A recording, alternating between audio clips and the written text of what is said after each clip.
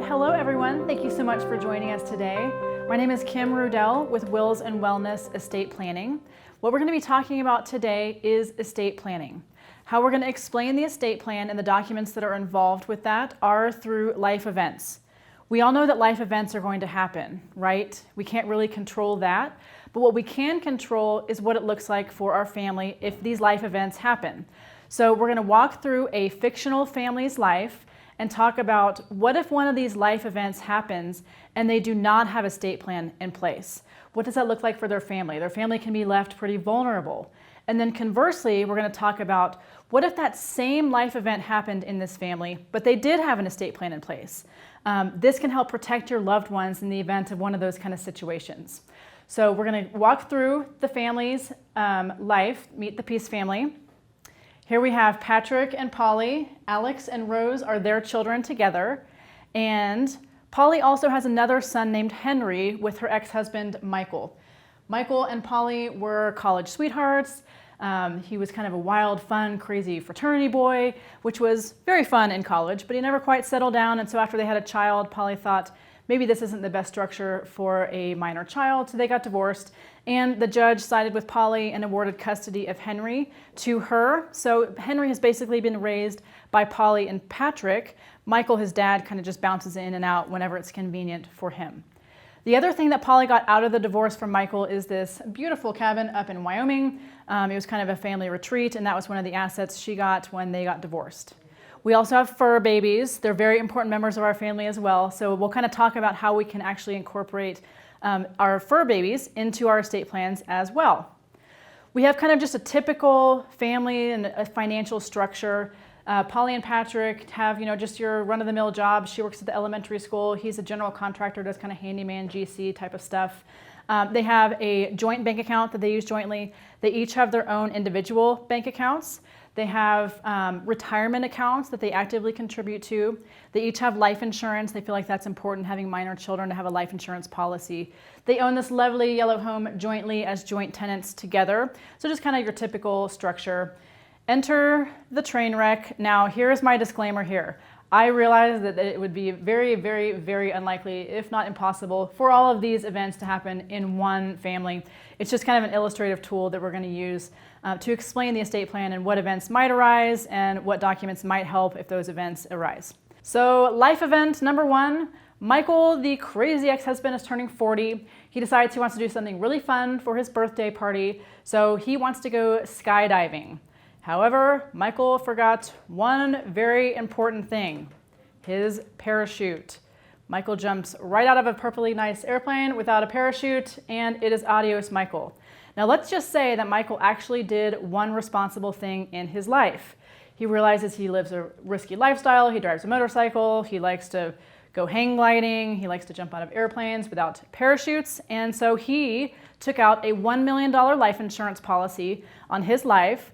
However, he made Henry, his son, who's 15, the beneficiary on that life insurance policy. This is going to create a couple of problems. Number one, we now have a teenage millionaire. Henry is named personally as the beneficiary on that life insurance, so that $1 million is his. Now, what's a 15-year-old going to do with $1 million? Who knows? Maybe he's going to think, oh, I don't have to finish high school, I don't have to go to college, I don't have to have a job, I don't have to listen to your rules, Mom. I can go out and buy this fancy red car that I've been dreaming about. Who knows what he's going to do. I'll say this a couple times throughout the talk. Inheriting any amount of money can be life-changing and not necessarily for the better. This is one of those situations where this is not in his best interest to be inheriting this amount of money. The other issue here is, do you think a life insurance company is going to write a check in the amount of $1 million to a 15-year-old? No, they can't legally do that. He's a minor, he's not an adult, and so that life insurance company can't write him a check personally. So what has to happen is his mom, Polly, has to take him down to the probate court, and the probate judge is going to appoint a financial conservator on Henry's behalf. The financial conservator's job is to manage that $1 million from right now, when Henry's 15, until the time he turns 18, when he's legally an adult. And then at 18, he's going to get the big fat check. Probably not the best idea either, but at that point, he's legally an adult, and so he's entitled to the money. This clearly is not the best situation for this life insurance money. So how can we fix this? Let's talk about a couple of different ideas on what Michael could have done differently. Idea number one. Let's say Michael names his very responsible brother Tom as the beneficiary on the life insurance. And he tells Tom, if something happens to me, please use this money for my son, Henry. Do you think that works? My advice to my clients would be, never do this. There's a couple problems with this. First, Tom is not required to use that money for Henry. It's his money. He is named as the beneficiary, and so the life insurance company is going to write the check to Tom personally. He's not required to use the money in any way that he doesn't want to. Now, if he's a generous and kind uncle, maybe he uses the money for Henry, maybe he uses some of the money for Henry, maybe he uses none of the money for Henry. It's his choice because it's his money. The other issue is because it's his money, it's exposed to his liabilities. So let's say that Tom gets this $1 million and then he goes through a divorce. That money is going to be on the table for that divorce because that's considered his asset. It's also exposed to his creditors. Let's say he owes someone money. You better believe that when he gets that $1 million, that creditor is going to try to be paid what they're owed out of that $1 million because it's now Tom's money. Lawsuits. Let's say that Tom runs a red light and injures someone and gets sued. That $1 million is up for grabs in that lawsuit if he's found liable in that situation. So probably not the best situation to name a different adult and tell them to use the money for a minor child in the case of life insurance. Let's talk about another idea. Let's say that Michael gets a will and he says, I leave everything I have to my son, Henry. You might think this might be a better option than naming Tom, but this actually doesn't work either, and I'll tell you why. When someone calls our office and they have a loved one that has passed away, and they say, what do? We walk them through a series of questions to figure out what the assets are, who they're going to, and whether we need to open a probate case on that person's behalf or for the estate. So the questions we ask them are, number one, do they have any assets that are held jointly with another person on title or on ownership? So let's say they had a piece of real estate, they were joint tenants. If one joint tenant passes away, the surviving joint tenant gets that piece of real estate. Similar to like a bank account. Let's say there's two joint owners on a bank account.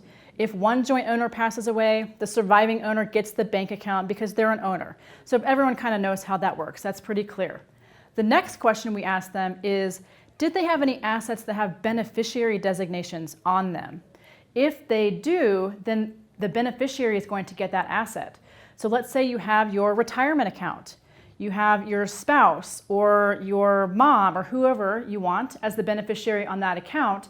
If something happens to you, that money goes directly to that person. That happens automatically. We don't have to have a court involved to make that happen. Same thing on life insurance. On a life insurance policy, the life insurance company makes you name a beneficiary. If that beneficiary is living, that person gets the asset. Now in this case, Michael has named Henry as the beneficiary.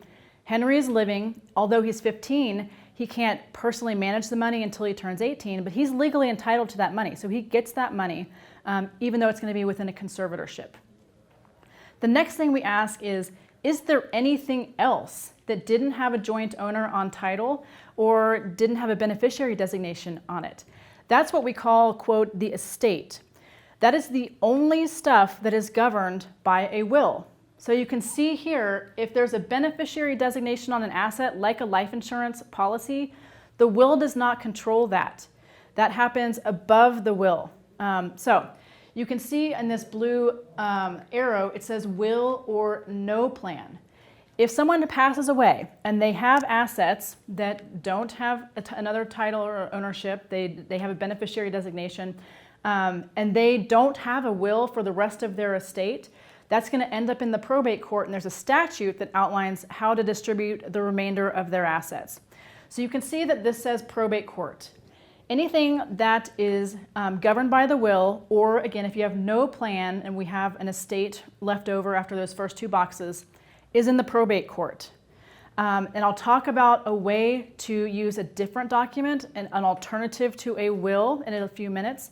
But this implies here that a will is going to go through the probate court.